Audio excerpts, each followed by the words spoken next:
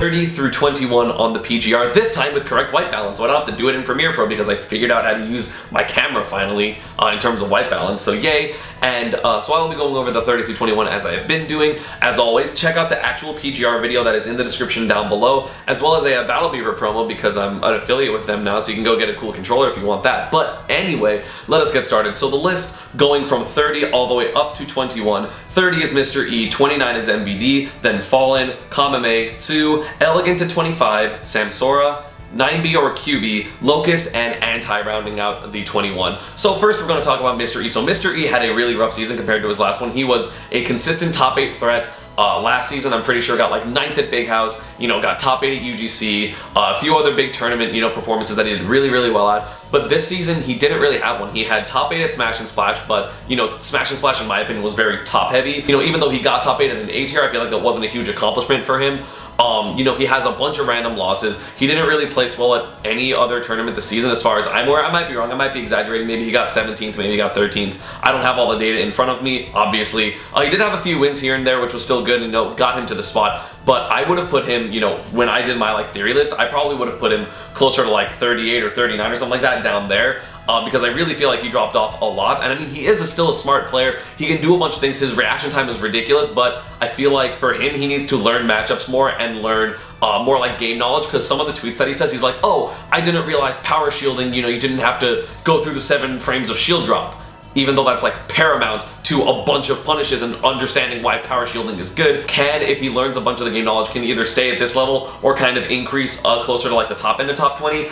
But either way, still a really top 30, but still a really talented player. You know, has a bunch of good things going for him, but he needs to really iron out the problems that he has in his game right now. And now I remembered to turn on my other light, so now this is even better! So yay, so next is going to be MVD at 29, my Panda Global buddy and my best friend. I was honestly really surprised that he was this low, because he had a lot of good wins, and he had really consistent placements. He never really like bombed at anything. Like his lowest placement I think was like Dreamland, where he got 25th or something like that. So still good placement, you know, got top 8 at Smash and Splash, which as I just mentioned, like not super good in terms of accomplishment, but you know, top 8ing in A tier still very good for your PGR placement. Got 9th at CEO, beat Wadi, beat Abadongo, beat Anti, but I feel like MVD was actually hit the hardest of anyone with the new way that they did it, like, because if he had the wins that he did, so again, Anti, who was top 10, Abadongo, who was top 10, Wadi, who was, I think, 21st or 22nd, Mr. E, who was like top 18 or whatever, if he had all those different wins, then I feel like it would have been higher. But again, he is kind of the victim, the biggest victim in my opinion, of the new way, because Anti dropped from 10 to 21,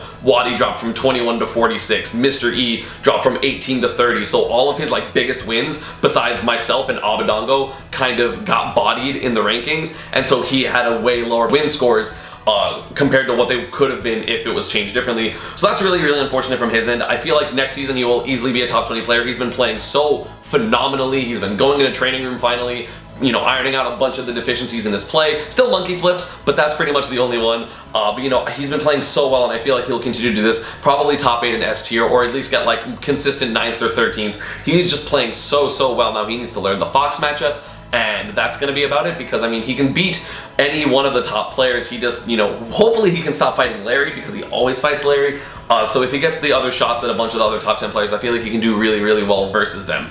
Next, we're going to talk about Fallen. So Fallen had an amazing season. He had a crazy silver run where he beat a bunch of people and got 17th. He beat Anti at CEO, he beat Zero, most notably. He beat Zero. He kind of bodied Zero's Diddy. That is the worst I've ever seen Zero's Diddy lose, even compared to like Ally, when Ally was, you know, destroying Zero like every single set. But Fallen destroyed the Diddy, forced him to get the Cloud, and then beat the Cloud game 5. So he's just been playing incredible this season. He's been straying more from his, you know, desync Luma than any other Rosa, like by a lot. So I'm really glad that he's been doing better. He's really smart. He knows a lot about the game. Really, you know, intelligent player, good at baiting, good at conditioning his opponents. You know, I'm kind of surprised he's this low. I thought it was going to be top 25, but either way, amazing player. And you know, the thing about this is like, it's kind of hard to start like, oh, he can clearly go up next time, because 28 is still really good, especially if you know the players. Like I already said all the ones in like from 21 down, but like if you know the top 20, like it's so hard to like just be better than those players. But he can definitely do it. He's really smart. SoCal's a thriving region, so he gets a bunch of good experience, and you know, maybe he can just get the bigger wins here and there and here and there, and then suddenly become top 25, top 20. You know, he can definitely do it.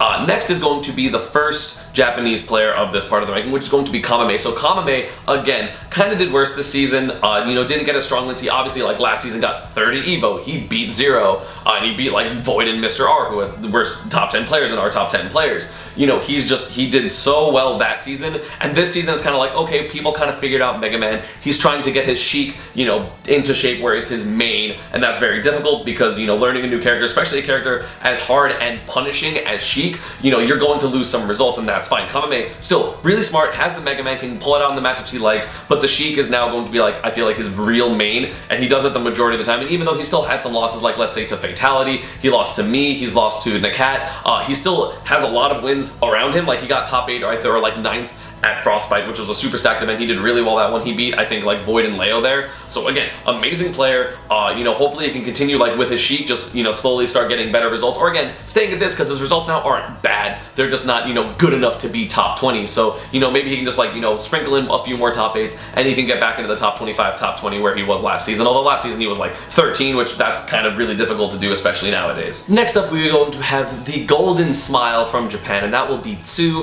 Lucario main, obviously, had his crazy run at Frostbite, has done consistently pretty well in America, although never reaching that peak quite again. He beat Zero, he beat Salem, he beat Void, he beat Kamame, he beat a few other players. You know, just has a really strong resume of wins, did really well at Tokaigi, you know, beat Kirihara there and beat a few other players, I don't remember all of them. Just an amazing, amazing player, so smart, so calm. I feel like he never messes up. Like he might choose the wrong, like he might do the wrong thing in terms of like, oh, I wanted to do this, but it was incorrect, as opposed to Flubs, because he's so composed and so calm at all times. You know, when he loses, he takes his losses very gracefully, and when he wins, he doesn't really like pop off or like rub it in your face. It's kind of just like, yay, I won, okay, good games. And the best part about him is he got me this Pika, and that's really cute. So when I went to Japan, he was like, I'm such a big fan of you, here's this Pika, and it's so cute, and I love it. And Tsu is just great, and I hope he continues to do well because he is a shining light in this community because he's adorable. And I mean, that's pretty much it. Just a really, really strong player. Obviously, best Lucario free. Hopefully, you know, he can stop running into like Roses and DKs because those matchups are fairly difficult. But other than that, I mean, he's been doing really, really well. Although he did have the rough time, you know, it's kind of like a super high, super low because he did really mediocre at Frame Perfect, losing to Kashmir, the Florida Falcon player that like up air reverse kneed him, which was sick, and then Dyer, the Diddy Kong. So proving that Diddy does beat Lucario even though he beat Zero, and you know, anything otherwise is kind of silly. But definitely still an amazing player, right outside the top 25. You know, I wish he was 25th just because I really like him. He's one of my favorite Japanese players, if not my favorite Japanese player. But yeah, it's just an amazing player, super cool guy. Hopefully we can see him out more. I wonder how he's going to do at EVO this year. And next, at 25, reaching the top 25, is going to be Elegant, the SoCal Luigi player. He is so good. He's so smart. His conversions are sick. His wins are amazing. He's the Bayo Slayer. He's beat Zack. He's beat Salem. He's beat literally all of them. When Game 5 last hit with Leo at Genesis, you know, and Leo ended up winning Genesis, like that's a huge deal. Always does super well in SoCal. Top 8 at an S tier in terms of Nairo Saga, where he got 5th, I believe. Just so smart, and he played so well in everything, although he did neutral get up into Nairo's down smash like a million times in winner's quarters, but that's beside the point. Just really good in doubles as well. Him and Aardvark are a great team. I love them. I like hanging out with those two. You know, they like Elegant cooled out a lot because he used to be like kind of like a spasm, like would throw his hat and was and just raging, and then he kind of just stopped all of a sudden, which was really weird for me, but it made me like him a lot more because I don't really like those super boisterous emotional players, at least like playing them, because it's always like uncomfortable because you don't know what they're gonna do afterwards. Although, you know, no one's ever violent really, but it's just like uncomfortable to be playing someone that's so pent up, and then he really stopped that, and he's amazing, and his gimps are superb, and he kills foxes and sheiks at 0% like consistently, and that's kind of obnoxious, but he's really, really good. Really slept on. I hope he can travel more this season. I mean, still in high school, he's like 17 or something like that. So hopefully, you know, he can travel the rest of the summer, or maybe like winter break, or just be able to travel more because he's absolutely amazing. He can get wins anywhere, although right now he is definitely benefiting from the fact that, you know, all of the, like, a lot of the big majors are in SoCal. He does have the benefit of he's young, doesn't have to travel, or can't travel, but he doesn't have to because everything is in SoCal with the sagas and the circuit and everything. So that's really good for him. But so going up, continuing, is going to be Samsora. So I respect the hell out of Samsora. He is an amazing player. His Peach is so good, it's not even that technical because I've seen way more technical Peaches. Samsora just gets in your head. He pressures you in a way that I have never been pressured before. You know, I just played him on Saturday at Unlocked, and that was such a tense and scary set. Like, I zeroed to death in Game 5, and everything that he doesn't really mess up, and the biggest, you know, threat to him is running into a bracket with Meta Knight. You know, you saw at Genesis Saga, or not Genesis Saga, at Midwest Mayhem Saga, or whatever it was called. You know, he got 9th, losing to someone good in winners, I don't remember, and then AC, the Meta Knight player, like Falco Meta Knight, who's also on the PGR, obviously. Then, you know, recently he played against Abadongo, and I'm like, oh yeah, he can do really well versus the Mewtwo. I mean, if he cleans up these few things that he did wrong when I played him, and then Meta Knight, I was like, oh yeah, I forgot Abadongo plays Meta Knight. So that kind of thing happens to him a lot. And other than that, you know, Peach, you know, he doesn't really have that much Diddy experience, so he does frequently fall to things like Zenodo. Zenodo and Zero obviously being two amazing Diddy Kong players. You know, he does struggle with some other ones, but it's less consistent as those two. And recently having more of a trouble with Sonic, apparently. Although he does beat 6WX, but he kind of got mollywopped by Manny. Like, that was pretty bad. But so, you know, just has to clean up, learn a few matchups, maybe pick up a secondary, like seriously, you know, play Bayonetta or play Rosa, which are the two secondaries that he already has. And if he does that in the matchups that are bad, you know, maybe he can start, you know, overcoming those like matchup demons for him and then become the top 20 player that everyone knows he is, because everyone thinks Samsora is amazing. No one doubts him. At 23, we have QB. If there was any contest between Sue and another Japanese player that was my favorite, QB is that player. He's so funny, he's so friendly, he's amazing at the game. He SDs so much and then he still manages to beat like everyone all the time. One of the strongest players in Japan. His Bayo is nothing short of beautiful. Like, he's not a campy Bayo. He fares you once and you die from like center stage for, I don't know how he does it, but he does, and it's consistent on I don't know how many players, or I don't know if they're SDIing or whatever, but he is so good. His conversions are out of this world and they're so different than the other two top Bayos, which we will get into later.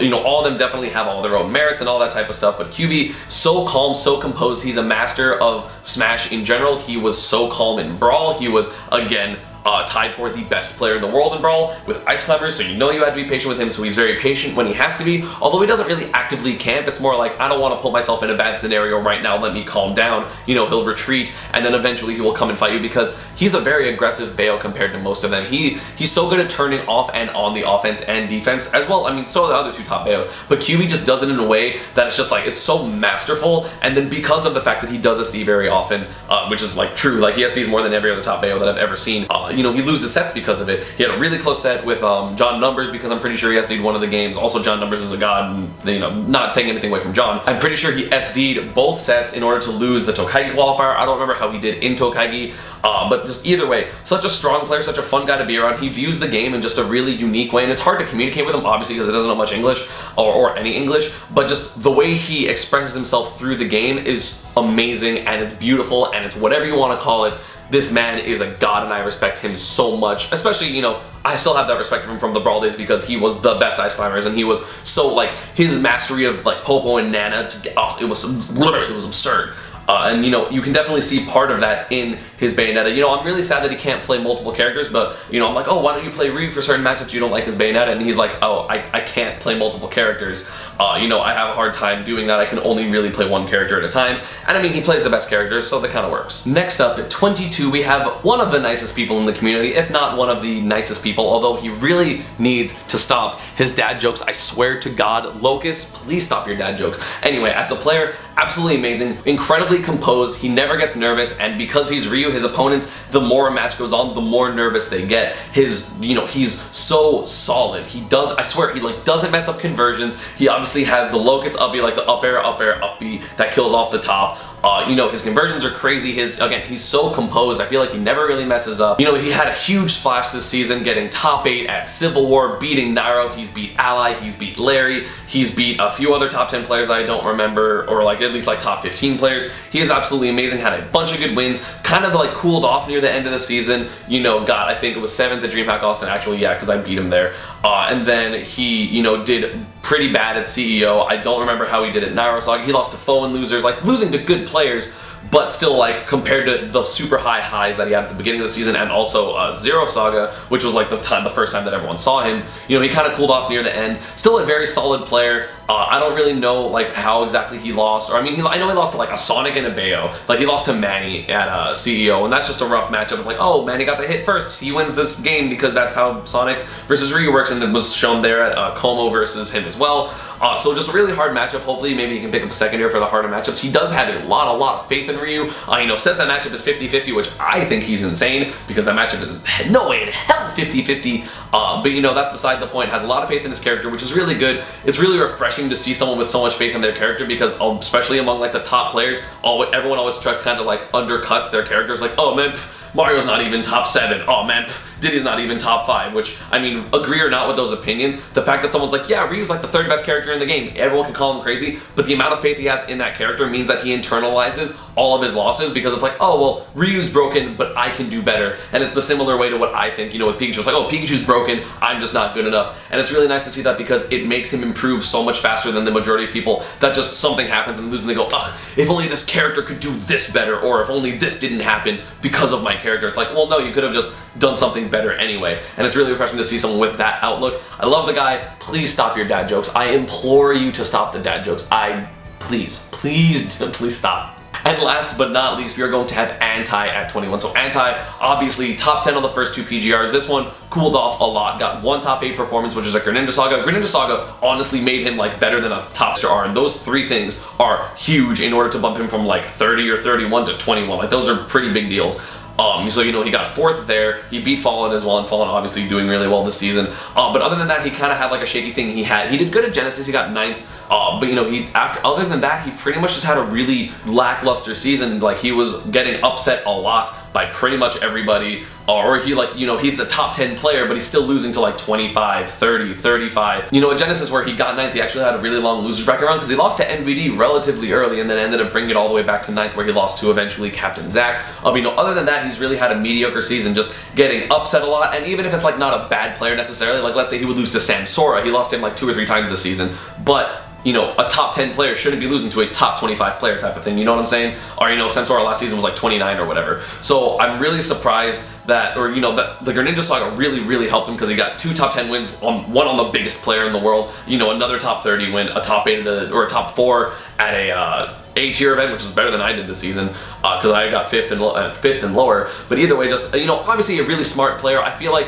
whenever he figures out what's wrong with why he keeps losing, he will eventually bring it back because he's smart enough to do that. And honestly, just like my opinion of what is wrong is, you know, obviously like super, I don't know what's in his head. I don't know if there's any life factors. I don't know anything like that. But from watching his play, it seems like everything that he does is very direct.